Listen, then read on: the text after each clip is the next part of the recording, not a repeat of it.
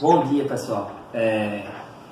Agradecer aqui o convite da galera do CONAS, certo? A minha amiga Bea Moraes e Márcio Frazão Chaves. Sou professor do campus de Cuité da UFCG, certo? Do curso de Ciências Biológicas. E a gente vai conversar um pouquinho sobre uma metodologia de trabalho que eu utilizei durante o meu doutorado e que eu venho fazendo um pouco nas minhas pesquisas com estudos de anfíbios anuros, certo? Principalmente em área de Caatinga, um método muito usado durante bastante tempo pelo pessoal da biologia de pesca e que a gente tem adaptado a estudos de ecologia de comunidades, ecologia de populações, não só com anuros, mas também em outros trabalhos com lagartos, com serpentes, e tem dados tem gerado bons resultados para a gente ter um pouco mais de entendimento de como essas populações se estruturam e se organizam, principalmente no uso de energia, certo? Dentro de suas atividades cíclicas, ok? Então, a gente vai conversar um pouco sobre índices de crescimento corporal, certo? Toda condição corporal do animal, certo? Ela reflete aspectos nutricionais recentes ou gastos de reservas energéticas em atividades cíclicas, como, por exemplo, atividades de reprodução. Se o animal investe esse ganho energético em ganho de peso, se esse animal investe esse ganho energético em ganho de comprimento, em ganho de tamanho, enfim. Um dos principais fatores de crescimento que a literatura aponta e que a gente tem usado para entender essas atividades é a relação entre peso e comprimento de um animal, certo?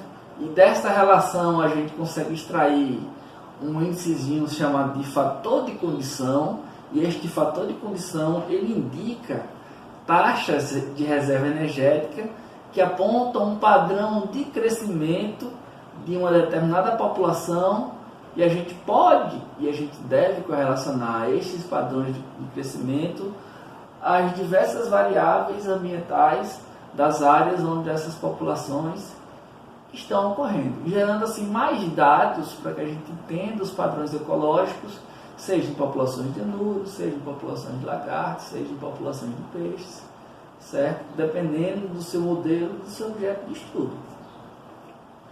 Quando a gente interpreta esse índice e relaciona isso, por exemplo, a variações climáticas, e essas variações climáticas sejam taxas de pluviosidade, sejam taxas de temperatura, enfim, as variáveis que você elencar que sejam mais adequadas como fontes de estruturação das populações que vocês estão estudando, certo? A gente pode entender e pode atrelar isso a estudos de ciclos sazonais, como, de novo, processos de reprodução, processos de alimentação, certo? Como que esta população está investindo energia dentro de suas atividades cíclicas. Quando a gente pensa no organismo, a gente tem que entender este organismo como um sistema simples de entrada e produção, né? Seja a entrada, atividades de forrageamento, ou seja, atividades de fotossíntese, por exemplo, certo? Esses processos, eles representam a entrada de energia dentro desse organismo. E aí, toda essa energia voltada à produção, a gente pode entender isso como o recrutamento, né? A formação de uma prole, as taxas de nascimento, certo?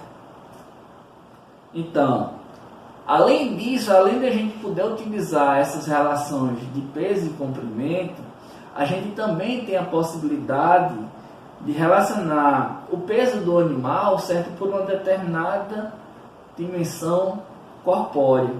E aí a gente também pode entender esta ferramenta, né, estes valores gerados, como o entendimento de algumas relações, de algumas alterações, sejam morfológicas ou ontogenéticas. Por exemplo, a gente tem órgãos importantes nas taxas metabólicas dos animais, como o fígado, né, como os tecidos adiposos, órgãos importantes em alguns aspectos, principalmente reprodutivos, como as glândulas, certo? Então, a relação, o entendimento da relação entre os pesos desses órgãos, seja o fígado, seja o tecido adiposo, seja a glândula, certo? Pode gerar importantes informações sobre a dinâmica energética destas populações que nós estamos estudando e principalmente sobre o estado reprodutivo desses animais, certo?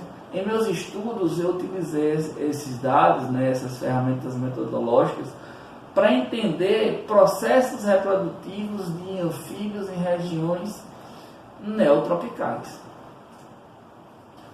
E aqui a gente traz algumas formulazinhas para vocês entenderem, né, como é simples e como é prático usar esses artifícios metodológicos, né? Então, cálculo seja do fator de condições ou desses índices morfométricos que eu falei para vocês. Então, a gente tem a relação gonadossomática, que é uma relação que a gente usa o peso dos órgãos reprodutivos, das glândulas, sejam ovários ou testículos, certo? Sobre o peso animal, certo? Então, a gente teria a seguinte fórmula, RGS igual a WG, que é o peso da glândula, vezes 100 dividido por WT, que é o peso do animal, certo? A relação hepatossomática, que é uma relação que usa o peso do fígado pelo peso do corpo do animal, certo? Seguindo essa mesma lógica de equação. A relação lipossomática, que utiliza o peso dos corpos gordurosos. Então, o meu modelo anfíbio, certo? Então, ele tem isolado os corpos gordurosos na cavidade celomática, a gente coleta esse material, pesa ele e promove essa relação pelo peso total do animal, certo? E um índice muito interessante, né, que é o fator de condição, que eu falei para vocês anteriormente, conhecido na literatura como K1, né, que é uma relação alométrica entre o peso do animal e o tamanho do animal, vezes um coeficiente angular desta equação Bzinho, certo? E aí, meus queridos, este coeficiente angular, né, esta relação peso-comprimento, nos dá também um entendimento de como que estas populações estão investindo a energia que entra dentro desses organismos, certo? Então, quando a gente usa uma regressãozinha entre o peso dos animais que compõem a população pelo comprimento desses animais que compõem esta população, certo? A gente vai ter uma retinha que vai ser gerada, né? E dentro dessa equação a gente vai ter esse valor do Bzinho que a gente vai usar lá no cálculo do fator de condição, certo?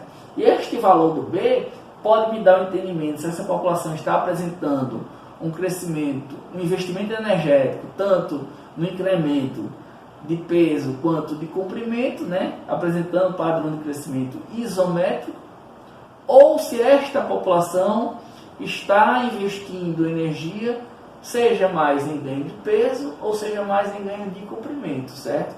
Sendo este considerado o crescimento alométrico positivo ou negativo. Então, os valores de B, quando igual a 3, padrão de crescimento isométrico, quando maior que 3, padrão de crescimento alométrico positivo, e quando menor que 3, padrão de crescimento alométrico negativo, certo? O animal está investindo mais em ganho de tamanho do que em ganho de peso. Aqui um trabalho que a gente fez usando um modelo biológico, uma rãzinha muito comum aqui em áreas de Caatinga, né, o Leptodactylus macrosterno, né, popularmente conhecido aqui como caçote. A gente coletou esses animais ao longo de um ano, né, em uma área de Caatinga, certo? E a gente estava tentando entender, né, todo o padrão comportamental desse uso de energia em relação às variações climáticas da área. Foram anos de pouca chuva e principalmente usar esse tipo de informação para a gente entender e compreender os aspectos reprodutivos destes animais nestas áreas de caatinga, certo? Então a gente correlacionou aqui nessa figura, né, o peso de todos os indivíduos, certo, pelo comprimento de todos os indivíduos. Isso me gerou uma reta, certo, onde o coeficiente angular dessa reta, o valor do Bzinho, foi de 3,012, né? Isto mostrou para a gente que esta população, ao longo deste período de coleta, ao longo deste período amostral, né, de pouca quantidade de chuva, certo? Poucos indivíduos estavam disponíveis no ambiente. Esta população apresentou um padrão de crescimento isométrico. Eles investiram tanto em ganho de peso quanto em ganho de tamanho, sendo isso uma estratégia ecológica destes indivíduos frente a estas condições climáticas durante um ano de coleta, certo? É interessante vocês observarem aqui nessa figura um pontinho, um outline no canto direito superior da figura, né? E este indivíduozinho lá em cima, né, ele traz uma informação interessante porque é um animal muito grande e muito pesado, né? Isso era uma fêmea que estava bastante ovada, né, no estado reprodutivo mais avançado. E aí a gente consegue fazer inferências observando a figura e comparando com o período amostral de coleta, né, e principalmente com as atividades de chuva. Então a gente chegou à conclusão que os animais com maiores massas corporais estavam concentrados nos períodos de maior pluviosidade da região, né, maio, junho e julho do ano de 2013, certo? Onde a gente vai ter um grande agrupamento desses organismos, certo? E também coincide com a maior taxa de captura durante todo o trabalho que a gente desenvolveu nessa região, certo? Então, fica claro que a relação de peso e comprimento ela vai ser utilizada para descrever o aumento do comprimento ou o aumento do peso, né, decorrente do ganho também, seja de peso ou de comprimento, certo? E nessas análises de relação peso e comprimento, o termo alometria, ele vem para designar um comprimento distinto, se o animal ele vai ganhar mais peso ou se o animal vai ganhar mais comprimento, certo? Se o animal está investindo toda a sua energia provindo dos processos de alimentação para ficar maior ou mais pesado, certo? E isso vai indicar a estratégia ecológica, certo, da população e seus ambientes. Então, animais maiores, talvez eles sejam mais competitivos para conseguir mais comida. Animais mais pesados estão indicando uma época reprodutiva mais propícia, certo? Uma vez que as fêmeas elas carregam os seus oócitos, os seus ovos. Então, a gente consegue entender a partir desses índices alguns aspectos ecofisiológicos desses organismos dentro de suas áreas de ocorrência. Aqui a gente acompanhou algumas populações de indivíduos do gênero Boana, né? O Boana albomarginato, o Boana crepitans e o Boana faber, em 3 brejos de altitude, certo? E a gente conseguiu entender que esta população, ela apresentava também esses brejos em áreas de caatinga, né? E com taxas de chuvas bem abaixo do que a gente acompanhava historicamente, né, ao longo de anos atrás, quando a gente fez esse trabalho. E aí a gente pode observar que essas 3 espécies pertencentes ao mesmo gênero, elas apresentam padrões de crescimento bem similares, certo? Um padrão de crescimento alométrico negativo, o valor do B bem abaixo de 3, certo? Indicando que esses animais investiam muito mais energia no ganho de tamanho do que no ganho de peso. Esses animais, mediante a essas condições climáticas, durante o período amostral, eles preferiam investir energia para ganhar tamanho e assim ficar mais competitivo, seja para conseguir pregar mais alimento, certo? Ou seja, para ficar mais competitivo na época da reprodução, indicando assim uma baixa taxa reprodutiva, certo? Durante esse período de coleta, né? De animais grandes, porém animais menos pesados em relação a essa comparação, certo? Essa relação de peso e comprimento. Então, em cima disso, a gente pode entender que essas informações vão nos ajudar não só na compreensão de como esses organismos, de como essas populações investem energia no ganho de comprimento ou no ganho de peso, mas também sobre a reprodução animal, certo?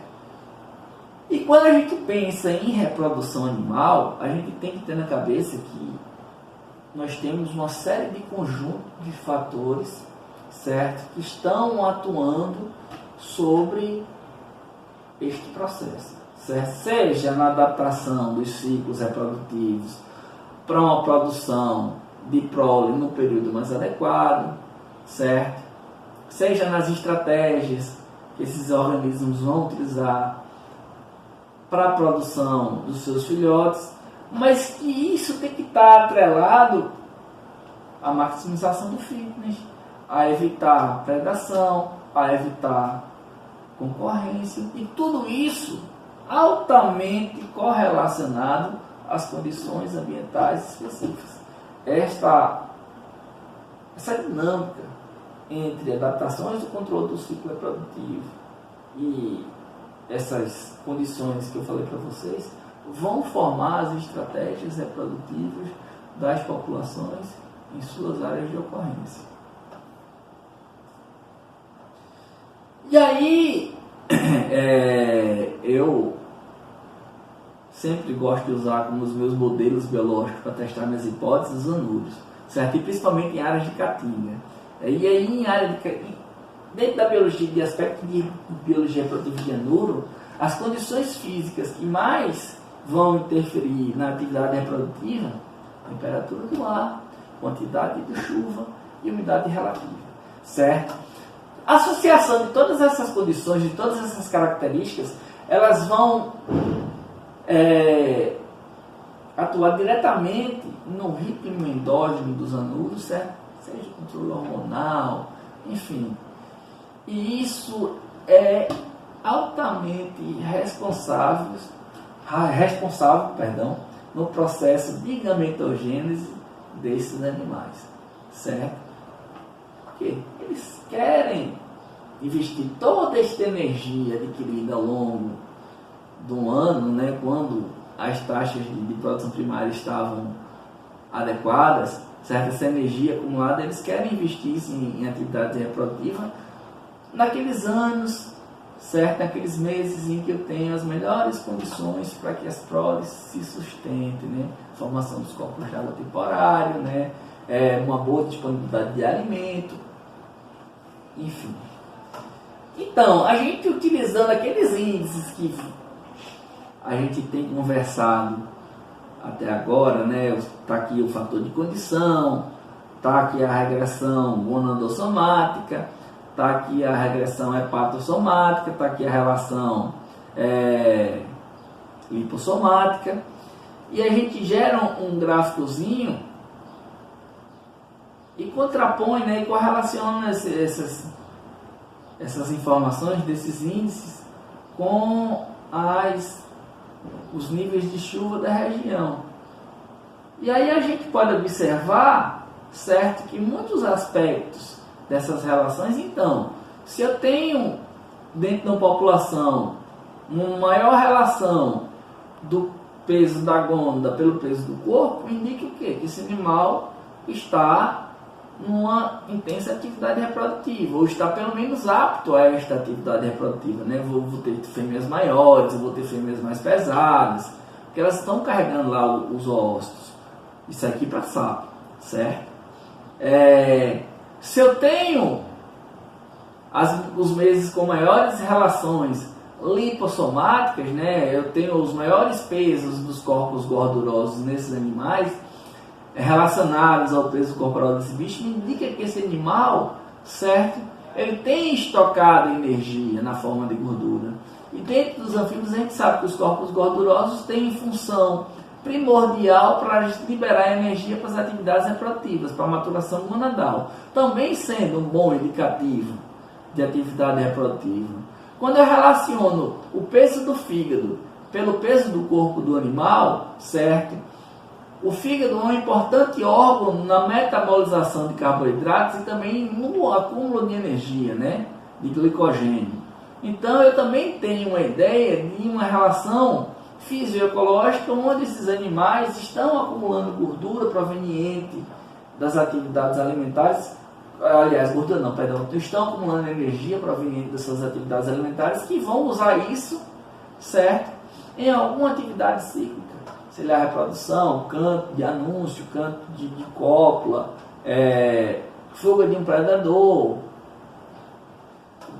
E tudo isso a gente consegue atrelar as variações climáticas de cada região, nos fornecendo um importante dado ecológico, certo, para as nossas pesquisas e para os nossos estudos.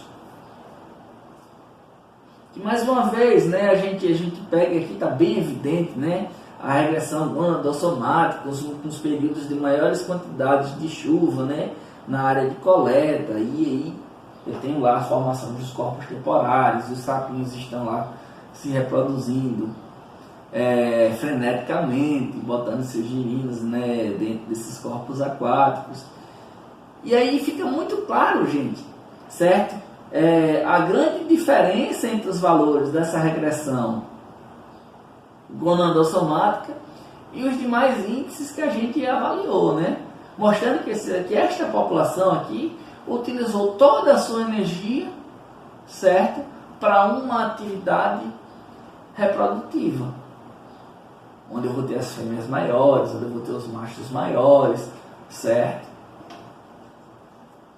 E se a gente ainda consegue observar isso, essas informações, e olhando no campo, né, amplexo, a quantidade de canto dos machos, a quantidade de girinos nos corpos aquáticos, a quantidade de ninhos, também são informações que só vêm enriquecer o nosso trabalho. Como a gente tem aqui mostrado esses estudos em cima de anulos e principalmente em áreas abertas, de áreas de caatinga, e a gente sabe, né, a gente vem falando aqui que as variações sazonais interferem diretamente na biologia reprodutiva dos anouros. Todas essas informações que a gente vem trazendo, que a gente vem lançando, podem e vão ajudar nos planos de manejamento, nos planos de conservação desses animais dentro de suas áreas de ocorrência, certo? Então, são informações importantíssimas para os planos de manejo de área. Área de caatinga, a gente tem como uma característica muito forte, né, uma imprevisibilidade de distribuição temporal e espacial de chuvas, bem como temperaturas que são elevadíssimas, certo? Então tudo isso a gente vai utilizar para entender os comportamentos e os vários aspectos de biologia de vida desses animais, dessas espécies, dentro dessas áreas de ocorrência, certo? Gente, eu espero que eu tenha, espero ter trazido uma coisa boa para vocês, né? Como eu disse, eu venho utilizando esses métodos, eu trabalho com biologia reprodutiva da herpetofauna, né? Principalmente com grupos de anuros, mas a gente tem estabelecido parcerias com outros grupos dentro da herpetofauna, lagartos, serpentes, textudines, enfim. Fica o convite para quem quiser conhecer um pouco mais do nosso trabalho, certo? A gente está aqui no campus de Cuité, um campus inserido na região do Curimataú paraibano, implantado dentro de uma área de Caatinga. O curso de Biologia daqui é um curso recentemente novo, mas que a gente tem conseguido ao longo dos 10 anos que eu estou aqui, né, fazer importantes trabalhos de conservação dentro da nossa herpetofauna, nessa região tão pouco conhecida, né, tão pouco estudada, que é o Curimataú paraibano. Um abraço a todos, prazer estar aqui com vocês e até uma próxima oportunidade.